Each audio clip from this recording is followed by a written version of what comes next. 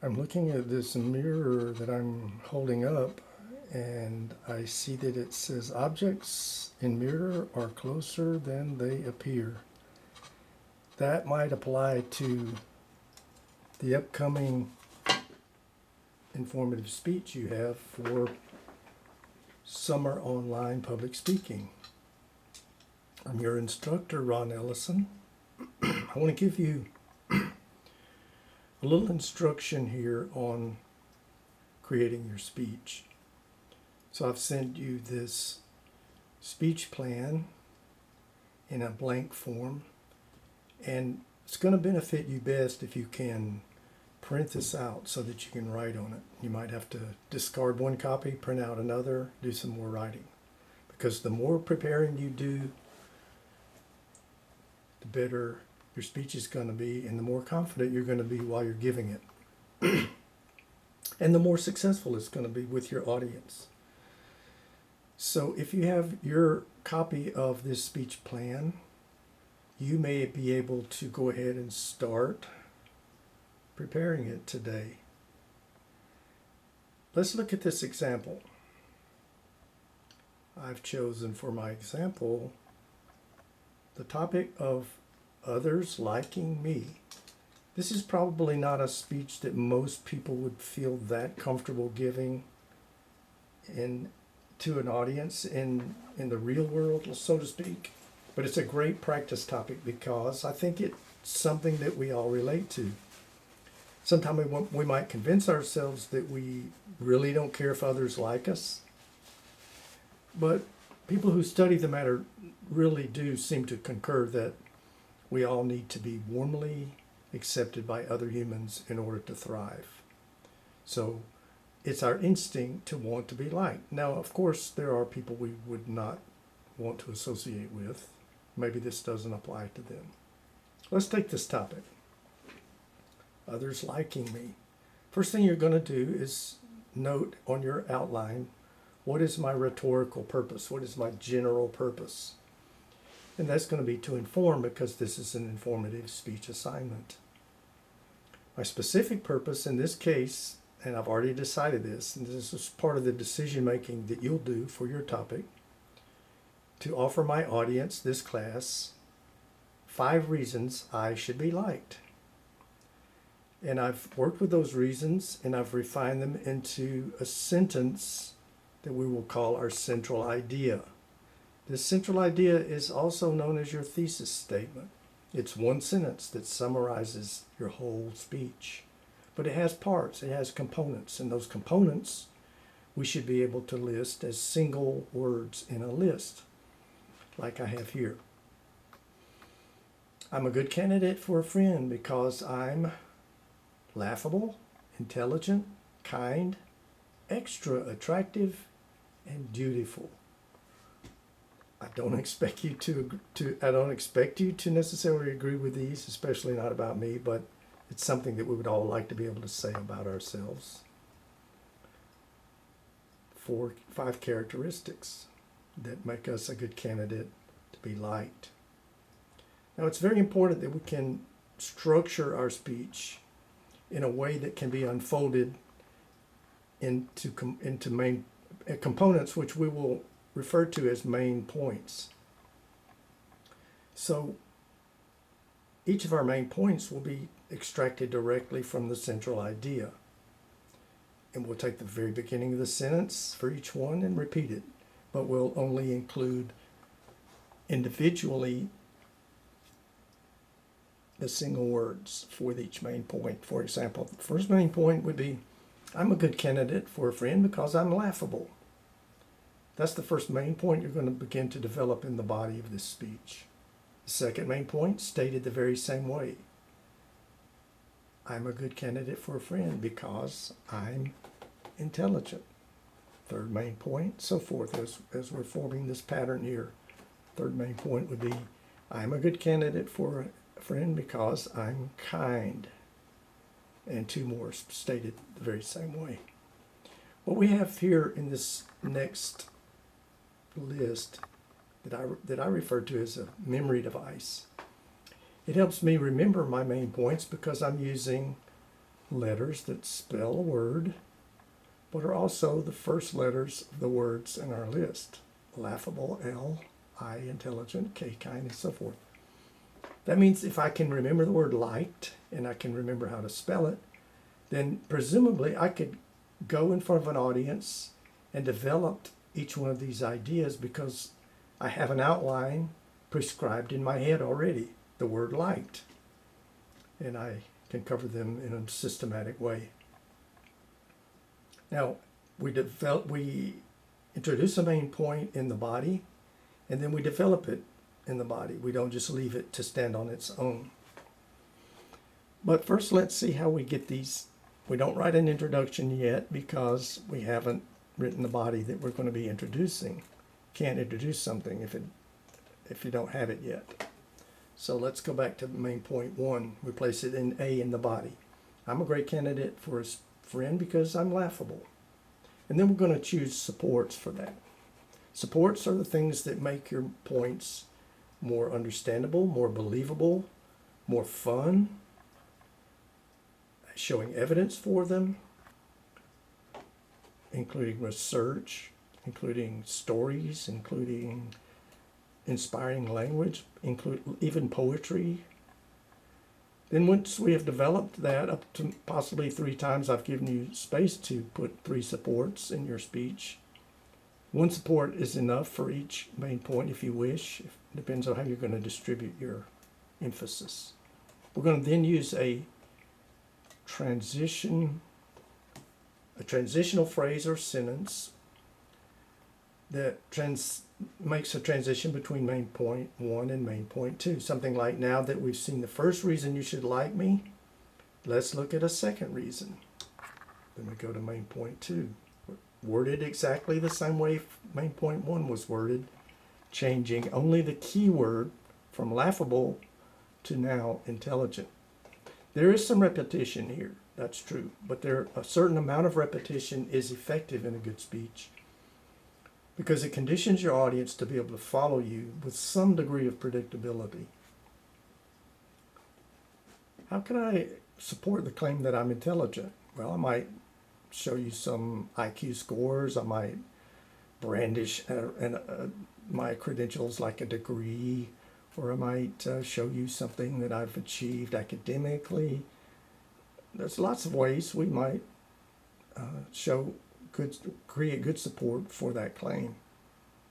And we use some more transitional wording to take us into the third main point. Again, worded the same way. It's a complete sentence and it's completely parallel to the rest of the main points, changing only the key word.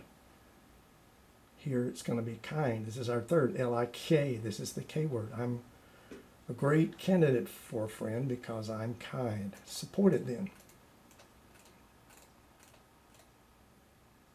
I left you on this blank outline space on the 3rd page in case you had more than 3 main points. And we do. In this case, we have 4 and 5.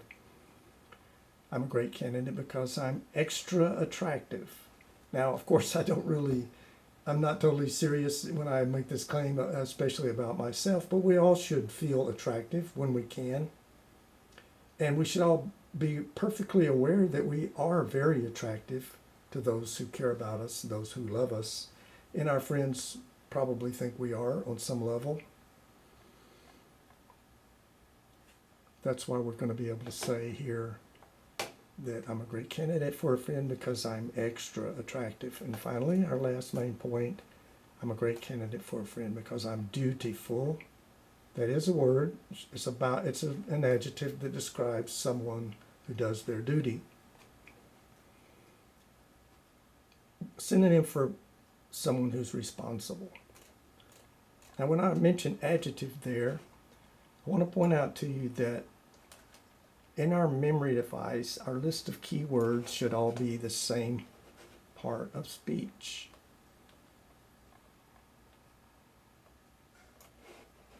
What part of speech are all these 5 words? Laughable, intelligent, kind, extra, attractive, and dutiful? Are they nouns, verbs, adjectives, adverbs? Yep, you're right, they're adjectives. They should all be the same part of speech. You don't want to use a verb in one, a noun as another, an adjective as another. It takes away the uniformity of the list, and it makes it less handy for your audience to follow. Now, I've been talking about supports, haven't I? At the end of this outline, the very end, well, let's go ahead. I have a list of these so-called supports. There are 11 of them. So in order to back up a claim in a speech, you want to use a device, a vehicle that, again, as I said before, makes a point more understandable, more fun, more interesting, more funny, more heart-wrenching, shows evidence, scientific or from research, but you don't want to put all your eggs in one basket when it comes to support. You want to approach your topic from as many angles as possible. That way you're going to reach the interests and the learning styles of your listeners more effectively. So you want to try to, in a good speech, you're going to use all 11 of these at least once each. And in your upcoming persuasive speech assignment, it's going to be a requirement that you are able to use all of these at least once each. Now, when I say use them, I mean literally put a definition that you look up in the dictionary in your speech as a form of support, or literally create some sort of music or sound effect that your audience will be able to hear as a means of furthering your idea. Some of these you're going to have to be very creative to use, and it might even feel a little awkward in some cases, like in sensory stimulus. This is where I'm going to ask you to, as a means of support, to generate some sort of sensory experience for your audience that is beyond them seeing you and hearing you as they normally do. Examples might be have everyone pinch the inside of the middle of their arm on the inside of the elbow, right in that vein where you give blood, and have them pinch that really, really hard and say, if you're experiencing the same way I'm doing, you're not really feeling much pain there. It's not a sensitive spot, and it doesn't really hurt to give blood. That's an example of a sensory stimulus. Waving around a scent in the room, some cologne, or having your audience taste something. All of these are examples of sensory stimulus. And you can use sensory stimulus to reach your listeners on a level that is deeper, more unconscious, and more extraordinary than just the normal ways that you're stimulating their senses because they are seeing you and hearing you.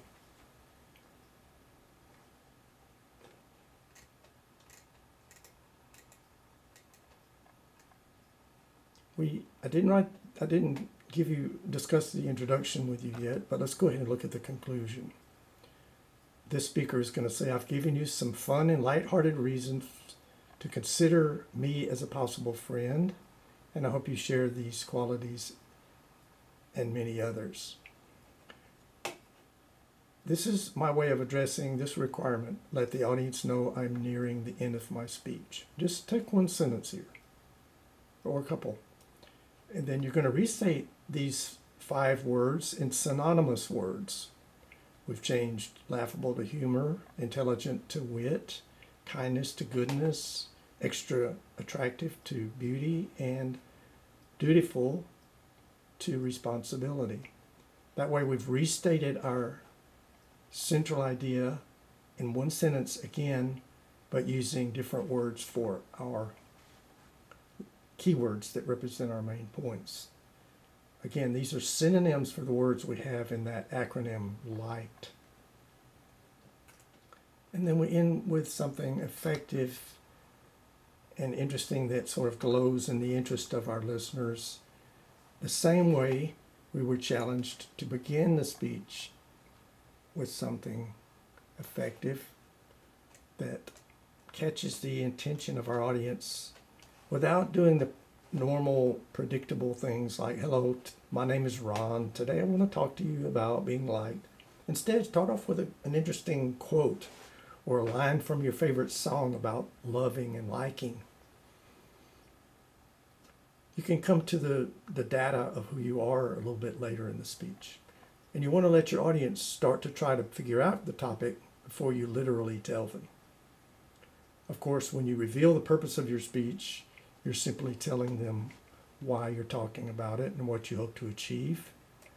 Establishing your credibility and goodwill means you have to say something, or you should say something, that assures your audience that you are credible. Credibility means believability. It means having some qualification that make you qualified to talk about this topic.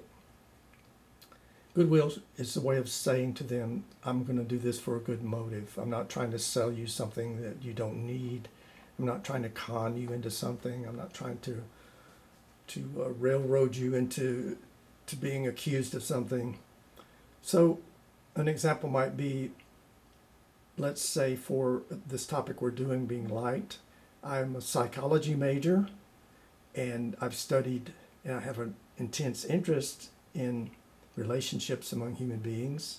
And I want to share this with you today, and I want you to be able to have a better quality life as a result of the information I'm going to give you.